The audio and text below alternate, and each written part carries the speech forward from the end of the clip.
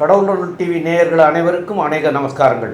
சக்தி ஜோதிட குழுவின் சார்பாக விஸ்வாவசு வருஷம் சித்திரை மாத பலன்களை பார்ப்பதற்காக அடியேன் சக்தி சுவாமி ஆகிய நானும் ஆஸ்ட்ரோ கே ஐயங்கார் அவர்களும் டாக்டர் ஹரிஹர சர்மா ஐயா அவர்களும் வந்திருக்கின்றோம். இப்போ பார்க்க போகிறது நிகழும் மங்களகரமான விஸ்வாச வருஷம் சித்திரை மாத பலன்களை பார்க்க போகிறோம். இப்போ இந்த சித்திரை மாதம் அப்படின்றது விஸ்வாச வருஷத்தில் தொடங்குது.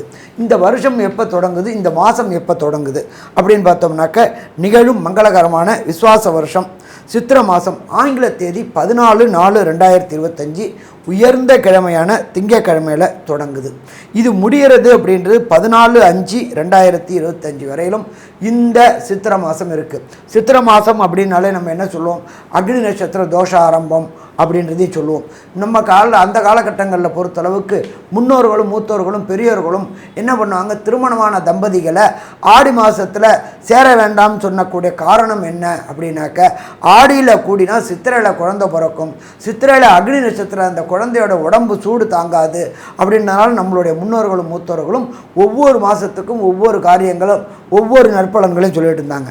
அப்படி பார்க்குற காலகட்டங்களில் இந்த சித்திரை மாதம் ஏற்படக்கூடிய நிகழ்வுகள், முக்கியமான நிகழ்வுகள் என்னென்னன்றதை ஃபஸ்ட்டு பார்க்கலாமா? ஃபஸ்ட்டு 23/4/2025 வாஸ்து நாள். வாஸ்து நாள் அப்படின்றது வருஷத்துக்கு 8 நாள் தான் வரும். அப்போ வாஸ்து புருஷர் கண் விழிக்கக்கூடிய நேரம், நம்ம அந்த வாஸ்து பூஜை பண்ணக்கூடிய நேரம் காலையில் 8:04 9:34 வாஸ்து பூஜை போடக்கூடிய நேரம். சரி, அதுக்கு அடுத்தது என்ன அப்படின்னு பார்த்தோம்னாக்க 25/4/2025 திருவண்ணாமலையில் ஸ்ரீ ரமண மகரிஷி பிறந்த 75வது ஆராதனை தினம் அந்த 25/4 கொண்டாடப்படுது. சரி, அதுக்கு அடுத்தது பார்த்தோம் அப்படின்னு சொன்னாக்க 27/4/2025 சித்திரை மாதம் வரக்கூடிய அமாவாசை தினம். அதுக்கு அடுத்தது பார்த்தோம் அப்படின்னாக்க 30/4/2025 நம்ம எல்லாருமே, அதாவது நம்ம கொண்டாடுறோமோ இல்லையோ நகைக்கடைக்காரங்க கண்டிப்பாக அதை கொண்டாடுவாங்க. அது என்ன அப்படின்னாக்க அக்ஷய திருதியை. சூரியனும் சந்திரனும் சம உச்ச காலகட்டங்களில் வர்றதுக்கு அக்ஷய திருதியை. இந்த அக்ஷய திருதியை பற்றி நாங்கள் தனியாக ஒரு வீடியோ போடுறோம். இப்போ அந்த அக்ஷய திருதியை வரக்கூடிய காலகட்டங்கள் 30/4/2025. பொன்னாப்டாலும் புதன் ஆப்பிடாது அப்படிம்பாங்க.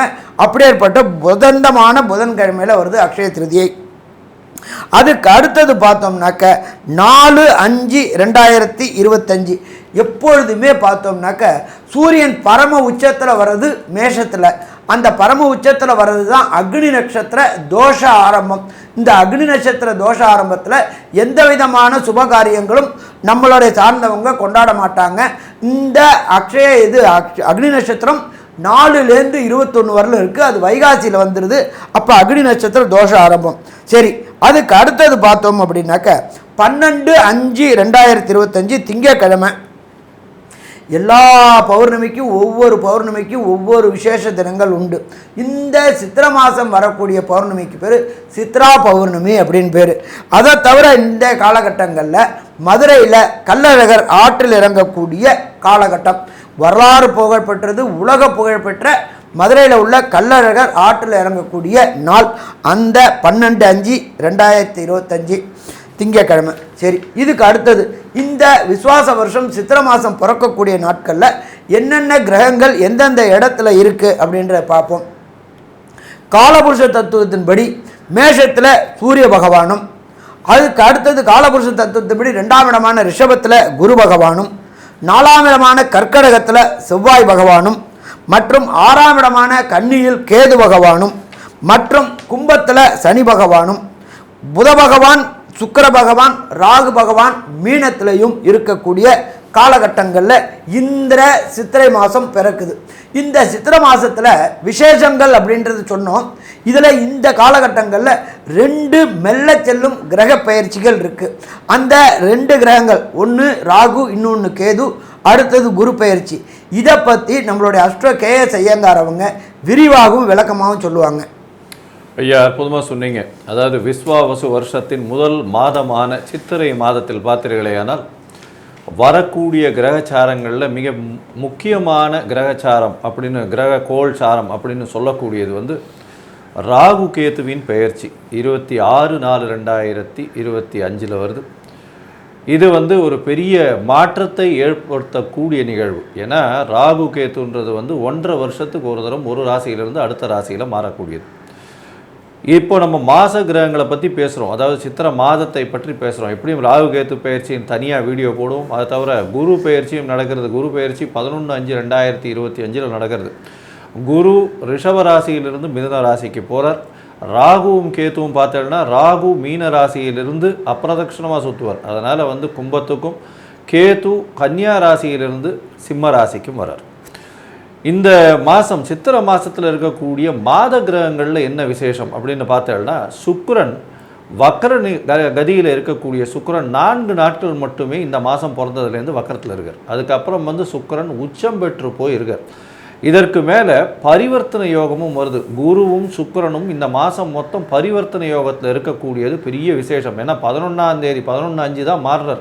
அதனால் மாத கடைசி சித்திரை மாத கடைசியில் தான் குரு பெயர்ச்சி வருது. அது வரலும் வந்து பரிவர்த்தனை யோகத்தில் ஆட்சி பெற்றதற்கு சமமாக குருவும் சுக்கிரனும் அவரவர்கள் வீட்டில் ஆட்சி பெற்றதற்கு சமமாக இருக்கக்கூடிய காலகட்டம்.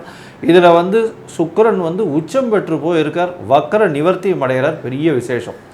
அடுத்தது பார்த்தேனால் புதன் வந்து இந்த மாதம் மொத்தமே பார்த்தேன்னா ஒரு 15 தேதி வரலும், இந்த மாதத்தினுடைய 15 தேதி வரலும், அதாவது 30/4/2025 வரலும் பார்த்தேன்னா புதன் மீன ராசியில் நீச்சப்படுறார். என்ன சார் இது நீச்சப்படுறாரே புதன்னா, நீச்ச பங்கம் அடைஞ்சு ராஜயோகத்தை கொடுக்கக்கூடிய காலகட்டமாக இந்த சித்திரை மாதம் அமையிறது. எல்லா ராசிக்காரர்களுக்கும் பெரிய ஏற்றத்தை கொடுப்பார்.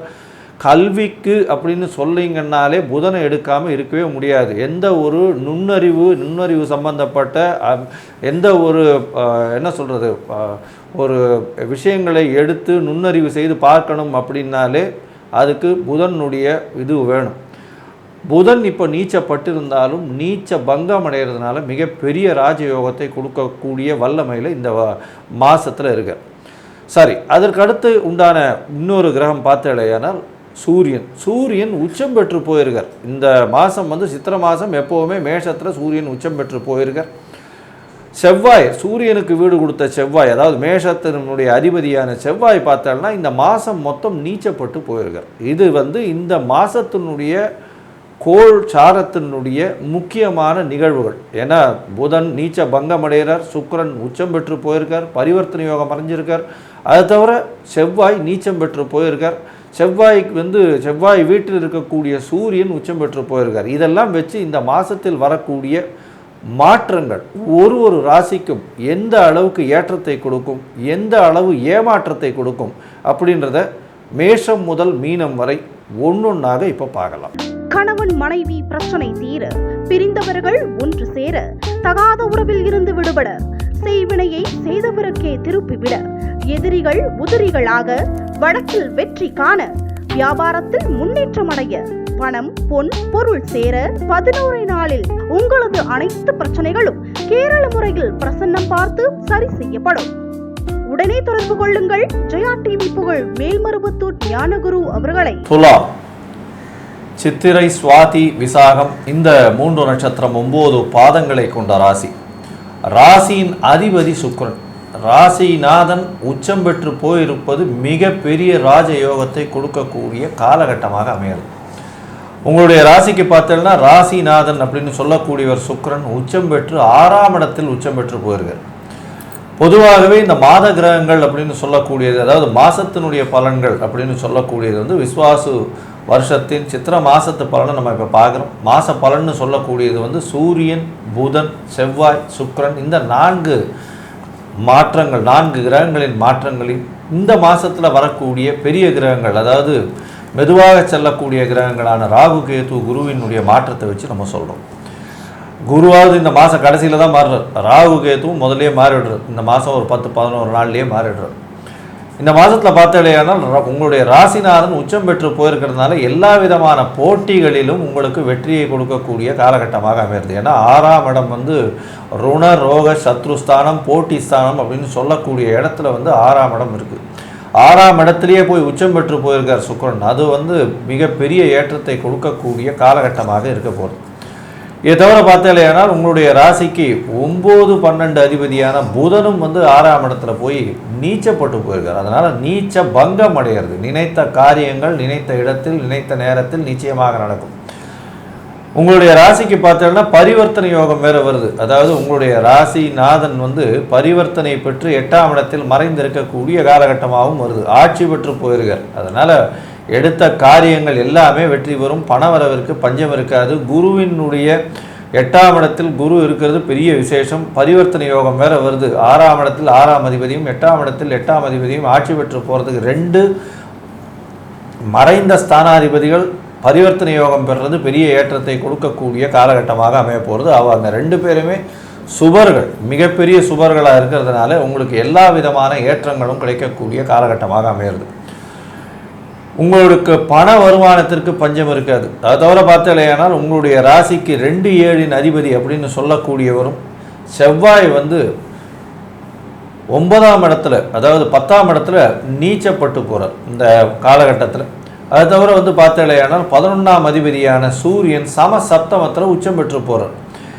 இந்த சூரியனுடைய மாற்றமும் செவ்வாயினுடைய நீச்சத்தன்மையும் எந்த மாதிரியான விளைவுகளை இந்த துலா ராசிக்காரர்களுக்கு ஏற்படுத்தும், படிக்கக்கூடிய மாணவர்கள் தொழிலில் இருப்பவர்களுக்கு என்னென்ன மாற்றங்களை இந்த துலா ராசிக்காரர்களுக்கு இந்த மாதம் கொடுக்கும்ன்றதை பற்றி ஐயா ஹரிஹர சர்மா கிட்ட கேட்போம். ஐயா நல்லா அற்புதமாக சொன்னீங்க. உங்களுக்கு 2க்கும் 7க்கும் உடைய செவ்வாய் பகவான் என்கின்ற அங்கார பகவான் நீச்சம் அடைஞ்சிருக்கிறது. 10ஆம் இடத்துல நீச்சம் அடைஞ்சிருக்கிறார். அப்போ 2 என்பது வாக்கு தனம் குடும்பஸ்தானம், 7 என்பது பார்ட்னர் ஸ்தானம். இவர் நீச்சம் அடைஞ்சதுனால குடும்பத்தில் சிறு சிறு குழப்பங்கள் ஏற்படக்கூடிய வாய்ப்புகள் உண்டு. நீண்ட நாட்களாக திருமணம் தடை தாமதம் ஏற்பட்டவர்களுக்கு இந்த காலகட்டங்களில் தடை மேலும் நீடிக்கக்கூடிய காலகட்டமாகும்.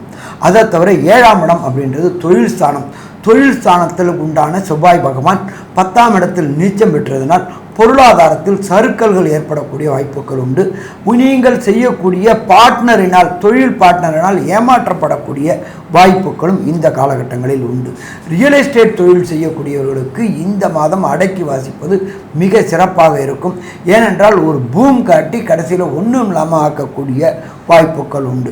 இந்த துலாம் ராசியைச் சேர்ந்த அன்பர்கள் 10ஆம் இடத்தில் அங்கார பகவான் நீச்சம் அடைஞ்சதினால் உத்தியோகத்தில் சிறு சிறு சறுக்கல்கள் ஏற்படக்கூடிய வாய்ப்புகள் உண்டு. உத்தியோகத்தில் பதவி உயர்வு பணவரவு கிடைக்கக்கூடிய வாய்ப்புகள் இந்த காலகட்டங்களில் மிக குறைவாக இருக்கக்கூடிய வாய்ப்புகள் உண்டு. 7ஆம் இடத்து அதிபதி செவ்வாய் நீச்சம் அடைஞ்சதனால் உங்களுடைய பார்ட்னரினால் நீங்கள் ஏமாற்றப்படக்கூடிய வாய்ப்புகள் உண்டு. என்ன ஒன்று ஆறுதல் அப்படின்னாக்க, ராசிநாதனான சுக்கிர பகவான் 6ஆம் இடத்தில் நீச பங்கம் பெற்று இருக்கிறார். அது ஒன்று மட்டும்தான் ஆறுதல். இருந்தாலும் சித்திரை மாதத்தில் துலா ராசிக்காரர்கள் எச்சரிக்கையோடு இருந்தால் பிரச்சனைகளை தவிர்க்கக்கூடிய வாய்ப்புகள் உண்டு. முயற்சி ஸ்தானாதிபதியான குரு பகவான் 8ஆம் இடத்தில் மறைந்து விட்டார். அதனால் எடுக்கக்கூடிய முயற்சிகள் அத்தனையுமே ஏமாற்றம் தரக்கூடிய காலகட்டமாக இருக்கும். பொருளாதாரத்தில் சறுக்கல்கள் ஏற்படக்கூடிய வாய்ப்புகள் உண்டு. கடன் வாங்கக்கூடிய வாய்ப்புகள் உண்டு. கடன் வாங்கி நாம் இன்வெஸ்ட் பண்ணோம்னாலும் அந்த இன்வெஸ்ட்மெண்ட் விழலுக்கு இறைத்த நீராக போகக்கூடிய வாய்ப்புகள் உண்டு. மொத்தத்தில் பார்த்தோம் என்றால் துளாராசி என்பவர்களுக்கு இந்த சித்திரை மாதம் ஏமாற்றம் தரக்கூடிய மாதமாக அமையக்கூடிய வாய்ப்புகள் அதிகமாக இருப்பதனால் மிகவும் எச்சரிக்கையுடன் செயல்பட வேண்டிய மாதமாக இருக்கின்றது. சரி, இந்த துளாராசியைச் சேர்ந்த அன்பர்கள் தசாநாதன், புத்திநாதன், அந்தரநாதன், சூட்சுமநாதன் சரியில்லை என்றால் நடக்கக்கூடிய கெடுபலன்களை குறைக்கக்கூடிய வாய்ப்புகள் என்ன என்பதையும், என்ன தெய்வத்தை வணங்க வேண்டும், என்ன தமதானியத்தை தானம் பண்ண வேண்டும் என்பதையும், இந்த சித்திரை மாதத்தில் துளாராசி என்பவர்களுக்கு சந்திராசிரம தினங்கள் என்னென்ன நாட்கள் என்பதை பற்றியும் விரிவாகவும் விளக்கமாகவும் டாக்டர் ஐயா சக்தி சோமையா அவங்க சொல்லுவாங்க. ரொம்ப அற்புதமாக தெளிவாக சொன்னீங்க ஐயா. துளாராசிக்காரர்களுக்கு அதாவது சுக்கிர பகவான் தான் அவங்களுடைய ராசிநாதன். அப்போ சுக்கிரனுக்கு உண்டான மொச்சைப்பயிறு தானமாக கொடுக்கலாம். அதே போல் முல்லைப்பூ சாற்றி வழிபடலாம். அப்போ இந்த முல்லைப்பூ சாற்றி வழிபடலாம்னா அம்பாளுக்கு, எந்த அம்பாளாக இருந்தாலும் வெள்ளிக்கிழமை அன்னைக்கு போய் அம்பாளை வழிபடுறதும் சால சிறந்ததாக இருக்கும். இது இந்த மாதத்துக்கு நீங்கள் சித்திரை மாதத்தில் இது ரெண்டையும் பண்ணணும். வெள்ளிக்கிழமை அன்னைக்கு தான தர்மங்கள், அதாவது தானமாக கொடுக்கறது மொச்சை தானமாக கொடுங்க. முல்லைப்பூ சாற்றி வழிபடுங்க அம்மனை. இதை பண்ணிட்டு வந்தீங்கன்னா உங்களுக்கு ஜாதக ரீதியாகவும், அதாவது அதில் என்னென்னு கேட்டிங்கன்னா தசாநாதன், புத்திநாதன், அந்தரநாதன், சூட்சமநாதன் இதெல்லாம் எது சரியாக இல்லைனாலும் உங்களுடைய ராசிநாதனுடைய சுக்கிரனுக்கு உண்டான தெய்வமாகிய பெண் தெய்வங்களை போய் வணங்குறதுனால கண்டிப்பாக உங்களுக்கு அதனால் வரக்கூடிய விளைவுகளில் இருந்து நன்மைகள் அடைய முடியும் அப்படின்னு சொல்கிறோம். அதை செஞ்சுக்கிறங்க. ரெண்டாவது உங்களுக்கு இந்த மாதத்தில் வரக்கூடிய சந்திராஷ்டம தினங்கள் அப்படின்னு சொல்லக்கூடியது 29/4/2025 செவ்வாய்க்கிழமையும், 26/4/2025 புதன்கிழமையும், 29/4/2025 செவ்வாய்க்கிழமை, 30/4/2025 புதன்கிழமை, 31/1/5/2025 இந்த நாட்களை நீங்கள் சந்திராஷ்டம நாட்களாக இருக்கிறதுனால புதிய முயற்சிகள் எதுவும் செய்ய வேண்டாம். அதே போல் பயணங்களும் செய்ய வேண்டாம். இந்த பயணங்கள் செய்கிற போதும் புதிய முயற்சிகள் ஏதாவது செஞ்சு அதை நம்ம செய்கிற போது அதில் தடுமாற்ற நிலைகள் ஏற்பட்டு அதனால் தீமைகள் வரக்கூடிய வாய்ப்புகள் உண்டு. அதனால தான் சந்திராஷ்டம தினங்களை தவிர்க்கிறோம். இந்த தீமைகளுக்கு உண்டான பலாபலன் இன்றைக்கே கூட வந்தாலும் வரும். அது 6 மாதமோ 1 வருஷமோ கழித்து கூட வரும். அதனால் இந்த தீமைகள் வர வேண்டாம் அப்படிங்கிறதுக்காக இந்த நாட்களை தவிர்க்க சொல்கிறோம். இந்த நாட்களை தவிர்த்துக்கிட்டிங்கன்னா அதனால் நன்மை அடைய முடியும் அப்படிங்கிறத சொல்கிறோம். மேலும் உள்ள விவரங்களை நம்முடைய ஆஸ்ட்ரோ கேஎஸ் ஐயங்கார் அவங்க சொல்லுவாங்க. ஐயா, அற்புதமாக சொன்னீங்க. ராசிநாதன் துலா ராசியை பொறுத்தவரை ராசிநாதன் உச்சம் பெற்று போயிருக்கிறது பெரிய விசேஷம். போட்டிகளில் வெற்றி பெறக்கூடிய வாய்ப்பு, புதிய கடன் அமையக்கூடிய வாய்ப்புகள் நிச்சயமாக உண்டு. உங்களுக்கு புதிய பதவி, புகழ், அந்தஸ்து, கௌரவம்லாம் வரக்கூடிய வாய்ப்பு. 5ஆம் இடத்தில் சனி பகவான் ஆட்சி பெற்று மூல திரிகோணத்தில் இருக்கிறதுனால குழந்தை பிராப்தி ஏற்படக்கூடிய வாய்ப்புகள் உண்டு. ராகுவோடு சேர்ந்த சனியாக இருந்தாலும் குழந்தை பிராப்தி உண்டு. ராசிக்கு 10ஆம் இடத்தில் செவ்வாய் நீச்சப்பட்டு போகிறதுனால பேச்சில் சற்று கவனமாக இருப்பது நல்லது. எதிர்பாலினத்தரோடு கொஞ்சம் ஜாகிரதையாக பழகிறது நல்லது. அதை தவிர கூட்டு தொழிலில் ரொம்ப ஜாகிரதையாக இருக்கிறது நல்லது. பண வரவிற்கு பஞ்சம் இருக்காது. உடல் நலத்தில் நல்ல ஏற்றம் இருக்கக்கூடிய காலகட்டமாக அமையும். போட்டித் தேர்வுகளில் வெற்றி பெறக்கூடிய வாய்ப்புகளும், போட்டித் தேர்வில் நல்ல ஒரு ஏற்றத்தை கொடுக்கக்கூடிய வாய்ப்புகளும் நிச்சயமாக வரும். உங்களுடைய ராசிக்கு பார்த்தீங்களேனால் 11ஆம் இடத்தில் இருக்கக்கூடிய கேது நல்ல ஒரு ஏற்றத்தை கொடுப்பார். தொழிலில் அற்புதமான லாபத்தை கொடுக்கக்கூடிய காலகட்டமாக அமைய போகிறது. மொத்தத்தில் பார்த்தீங்களேனால் துலா ராசிக்காரர்களுக்கு ஏற்றமான காலமாக இருக்கும். இருந்தாலும் தொழிலில் புதிய மூலதனத்தை சற்று ஜாகிரதையாக பார்த்து போடுவது நல்லது அப்படின்னு சக்தி ஜோதிட குழு சொல்லுது. நன்றி, நமஸ்காரம். கடவுள் அருள் டிவியை பார்த்தமைக்க நன்றிகள். மேலும் இது போன்ற தகவல்களை தெரிந்து கொள்ள கடவுள் அருள் டிவியை சப்ஸ்கிரைப் செய்யுங்கள். மறக்காமல் பெல் ஐக்கானை கிளிக் செய்யுங்கள். கணவன் மனைவி பிரச்சனை தீர, பிரிந்தவர்கள் ஒன்று சேர, தகாத உறவில் இருந்து விடுபட, செய்வினையை செய்தவருக்கே திருப்பிவிட, எதிரிகள் உதிரிகளாக, வழக்கில் வெற்றி காண, வியாபாரத்தில் முன்னேற்றம் அடைய, பணம் பொன் பொருள் சேர 11 நாளில் உங்களது அனைத்து பிரச்சனைகளும் கேரள முறையில் பிரசன்னம் பார்த்து சரி செய்யப்படும். உடனே தொடர்பு கொள்ளுங்கள். ஜெயா டிவி புகழ் மேல்மருவத்தூர் ஞானகுரு அவர்களை.